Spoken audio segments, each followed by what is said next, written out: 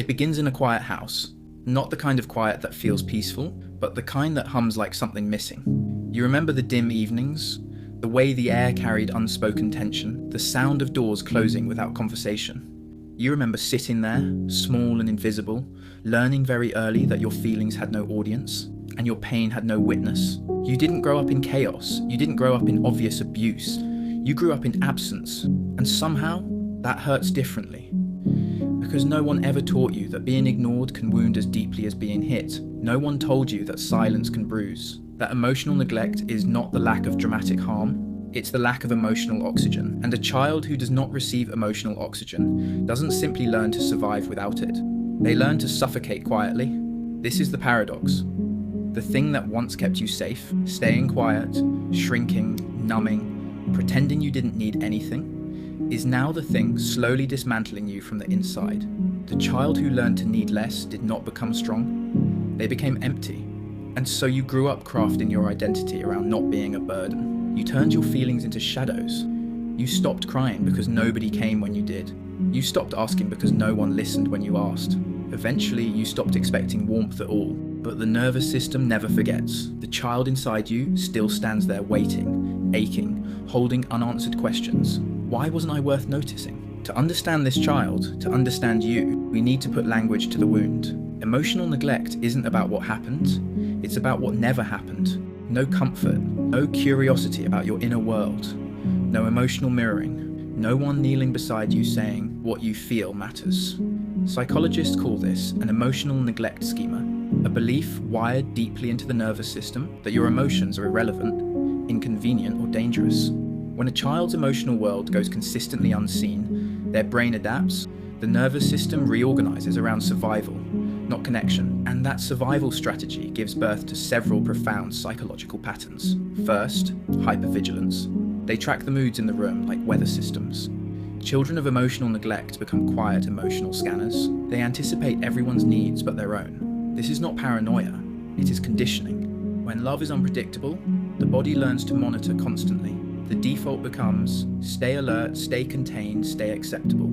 Second, avoidant attachment. When your emotions repeatedly meet emptiness, you build a fundamental belief that closeness equals disappointment. So, you protect yourself by staying distant. You crave love deeply, but you don't know how to receive it without bracing for pain. You don't flee because you don't care. You flee because caring has always meant suffering. Third, dissociation and identity fragmentation. The default mode network, the brain region associated with self-reflection and identity, evolves under pressure. When feelings are unsafe, the mind learns to disconnect from them. The self divides, the performing self who functions, and the hidden self who aches unseen. And so the neglected child becomes misunderstood. Emotional neglect doesn't just stop you from feeling, it stops you from fully being. Teachers call them well-behaved, parents call them low maintenance, society calls them strong, but what they really are is unheard. There is always a cost, and emotional neglect charges interest. The most devastating part isn't the loneliness you felt then. It's the loneliness you carry now, even in rooms full of people, even inside relationships, even while smiling. Carl Jung once wrote that the greatest burden a child must bear is the unlived life of the parent. But children of the emotional neglect carry a different burden, the unlived self. The parts of you that had to go silent, stayed silent. The needs you buried, never learned how to surface again. This is invisible grief. There is no funeral for the childhood you didn't get. There is no ceremony for the comfort you never received. There is no apology waiting from parents who genuinely believe they did nothing wrong, because emotionally neglectful parents rarely see their absence as harm, and so your grief has nowhere to go. It sits inside the chest like uncried tears that never learned how to fall. You sacrificed authenticity for acceptance. You learned to laugh so others wouldn't worry. You learned to perform competence so no one would look deeper. You learned to make yourself convenient so you wouldn't be abandoned. And beneath all of it is a core fear. If I ever show how much I really need, they will leave. So you become careful, too careful. You analyze every word before speaking it. You rehearse emotional responses in your head. Even in moments of joy, something inside you whispers, don't relax, don't trust this, don't need too much. Daily life becomes complicated. You hesitate before texting. You apologize for existing. You replay conversations wondering if you were too much. You flinch at kindness because it feels undeserved. You grieve connection while simultaneously avoiding it. This is the private suffering of the emotionally neglected child. A lifetime of aching for closeness while never feeling safe enough to receive it. So, what happens when that child grows up? They don't magically heal just because they turned 18. They simply become adults carrying childhood wounds in adult bodies. You might recognize yourself here. You might become someone who enters relationships with caution. You don't fully let people in. You keep emotional doors partially closed, offering presence but rarely vulnerability. You say, "I'm fine" out of reflex because you don't know how to be anything else.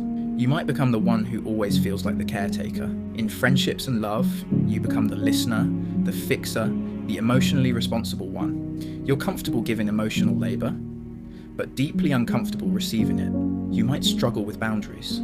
Either you have none, allowing people to take until you collapse, or you have walls so thick that no love can penetrate them. Not because you don't want closeness, but because closeness feels like a risk you were never taught to manage. In your career, you may overwork.